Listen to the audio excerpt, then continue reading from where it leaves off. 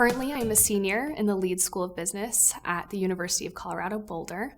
I study information management, which is also known as information systems. And I also study technology, arts, and media as my minor. There are a few different things that are great about being in college. One of them would be freedom. What a wonderful thing to be able to have as a college student. Everything from being able to create your own schedule. I think that is something that is so important. Additionally, with freedom, being able to take classes that are interesting to you.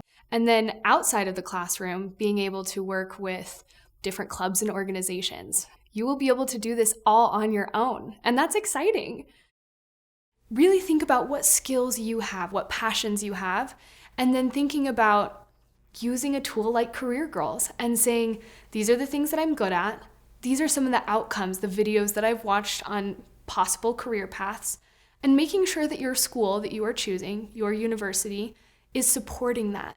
There is definitely a financial part that takes place in this. And so being in-state is cheaper. Going out of state is a lot of times more expensive. So this is where being able to apply for scholarships, apply for grants and merits is really important to young girls. And so choosing schools is challenging and it takes time. So I recommend starting early. There is no pressure your first year to pick a major. That might be a stigma that girls feel, but it's totally okay to take the whole year to really research, understand, ask professors questions, try to get as many handouts as possible and read all of them. Being able to understand what you will be studying for the next 3 to 4 years is truly important. So what I recommend is finding a school within your university that interests you. Once you find a school that you believe that sort of core curriculum really falls within what you love to do, then I would recommend going to your academic advisors and asking them what are the options. I have an internship at Global Healthcare Exchange, and I drive there. It's about 15 minutes into Louisville, Colorado.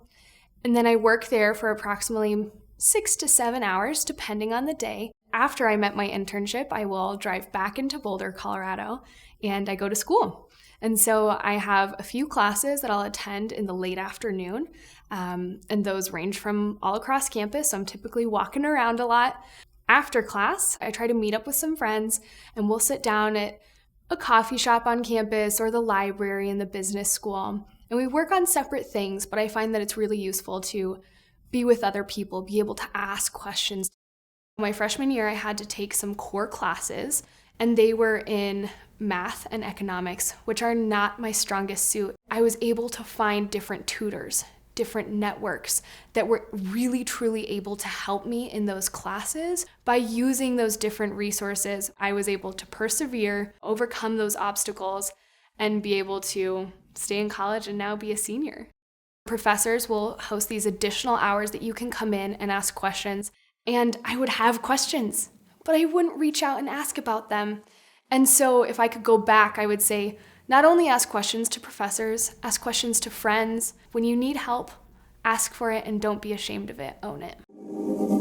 If you are unable to get the education that you need in order to be competitive, you will find yourselves in economic circumstances that will not just affect you, but your children and their children that can go on for generations and generations.